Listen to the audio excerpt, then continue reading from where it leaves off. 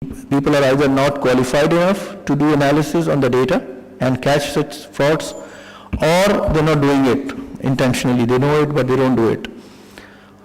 75% said that fraud, except intellectual property, was perpetrated by the employees. So you can imagine that the volume, the majority of frauds are carried out by the employees in the organizations. 38% said bribery is an integral feature of industry practice in India. I think similar, I would say even more.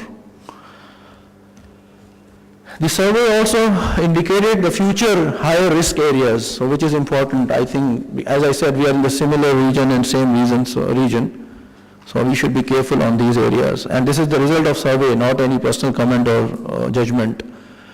And top 1,000 people, were talking about it. 47% said that bribery and corruption, including kickbacks, has more chances of growth increase in the future, in the near future. 34% said intellectual property fraud, counterfeiting, piracy, also has a chance of increase. 53% said e-commerce and computer-related frauds are going to increase. See, the technology has brought us good things, but the bad things also there. So we have to be careful. We have to have adequate controls even on the side of technology. 50% said that supply chain fraud, which is procurement, sales, and distribution, and so on, that is going to be on the rise, and that is one of the areas which is more prone to such frauds, because it involves other parties, and one can get, again, kickbacks or under invoicing and over invoicing and so many other things. We're not getting into details, but this is another area. Let's now come to the major causes of a declining trend. Some from the material, some from the research, some from my own personal experience. Personality grooming versus character building. I think Laksava is smiling because I think it's her favorite subject. People mix up. I'm sure we at this stage do not wish to mix up and confuse these two things, because I've talked to a lot of people of not this level but many other levels, and students, and even MBA students in various universities when I've been visiting faculty in those universities, and they mix up.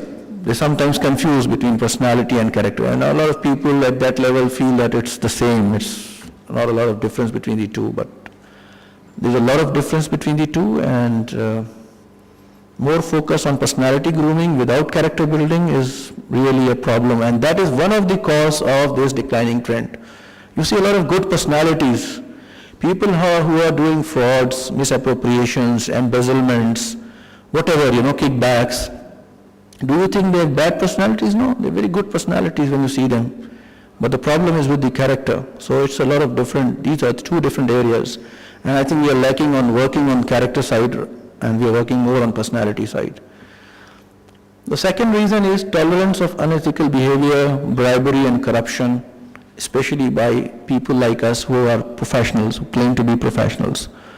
And we also go, at times when we get our work gets stuck and we say, okay, yaar, aap apni fees mein dal do, yaar, de dena, We avoid like this. Try to avoid, but we use someone in between, a consultant or advisor or an agent or a broker, and we say, यार आपकी fees कितनी है, इतनी है, okay, वो कितना देना है, वो डाल दो यार, आप अपनी फीस का मुझे टोटल का बिल दे देना, आप कर लो यार काम, ठीक है, तो उसके बगैर तो होगा नहीं. और हकीकत है, and there is a problem, it's a genuine problem as well. At times you cannot really get things done, and at times you have to take a stand and you can get things done. It depends on basically the party who is involved. If the party is patient and if it has the will to forego some immediate benefits, some benefits in the shape of financial cost, for example. And I can give you an example without quoting the name of the organization that I was working for in the late 80s, an American company, and in Pakistan, and I was the finance, HR and admin head at that time, and I came across a situation where the income tax officer raised an arbitrary claim of taxation to income tax to an operation which was not taxable and which was in loss genuinely, and everyone knew that it's a loss operation. And at that time he raised a claim of about 3.6 million rupees. This is in 80s. And there were two ways. Either we go and settle it like that, as I said, use one of the consultants and say, yaar, deke karo, khatam karo, ho jata sab theek. Ek ye tha that we fight. And fighting means without paying a lot of time involved and a lot of follow-ups, a lot of indirect costs of me, whatever, consultant, advisor. But we took that route. We took that route, we didn't pay, we had to deposit at that time, of course, first the tax, and then go for appeals and all that, various levels of appeals. And we won. We won in about 2 years. So 2 years we had to lose that financial cost, whatever you call it, opportunity cost. But we won and we didn't pay a single penny. So you have to, at times you have to take, and then your organization and your seniors, your board or your country managers, they have to be on your back. If my country manager would have said, get the money back ASAP, what was the choice, And if he says, no, don't worry, leave the money with them. 2 years, 3 years, not a problem. If you feel and if your advisor feels this is a genuine fight that we are going to fight and we get the refund, we'll get the refund. But whenever we get it, no problems, leave it, let it go. And we fought, we got the refund. We also got the refund, full refund. Of course delayed, of course lots of problems. Undue influence by board members, shareholders. This is one area I think even we professionals are scared to talk about. But let me tell you that if you are scared to talk on these areas, things are not going to change. Then we can just move slides and say what is professional ethics and read books and give exams and pass and become fellow member, become practicing members. Things are not going to change. We have to, at times we have to tell the board member, we have to tell the chairman, we have to tell my boss who is managing director that please, this is not possible. I will not do it. I can't. And there is a point where you have to take a call. The risk is that you lose the job. So what? Lose the job. I'm sorry, if we are so weak in thinking that we will lose the job and where will we go, then there is no ethics. Then leave it. Then you have to follow what they are saying. So this is very important area, and I'm sure everyone comes across this area, and I have come across this area many times. And one has to take a call. And I have resigned. I have left. And Alhamdulillah, God has not kept me on jobless after resignation. I got the job. Maybe after 15 days, maybe after 2 months. Not a problem.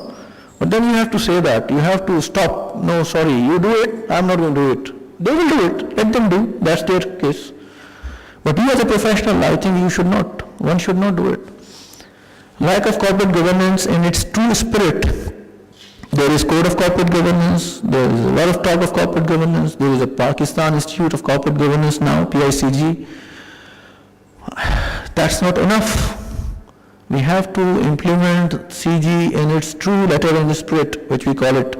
Not just for the sake of it, the compliance statement, the sign off of so-and-so and such, That is what is happening. I know, a lot of places this is happening in terms of writing only and signs offs. But when you see actually it's there or not, I don't know how much, 25%, 40% implemented, maybe 50%. Lack of adequate control mechanism, and that's something very genuine. That again reflects on us if we are talking of business and corporate world, because ensuring proper and adequate internal controls is one of our prime responsibilities as accountants, whatever field we are in, financial accountant, management accountants, ACCAs or whatever, or even the external auditors and internal auditors. They are all responsible for having implementation of adequate control systems, so that at least the chances of such corrupt practices, such frauds is at least minimized. You cannot eliminate. There's always an argument and a lot of discussion on this, that can you eliminate and can you do a foolproof control of internal control system? No, I can tell you whatever you do, you cannot. If there are 3 people and segregation of duties and those 3 people, join hands, and what you do? It's very difficult. But at least as far as we can. Then lack of independence of internal audit teams or internal auditors, again one of the reasons, and this is true in many organizations, that the CIA or the head of internal audit function reports to the managing director or CEO, and even that I have seen to CFO. And if a head of internal audit is reporting to CFO, what kind of independence are we talking about? You know, whatever CFO wants, the report will be like even that, finally. So,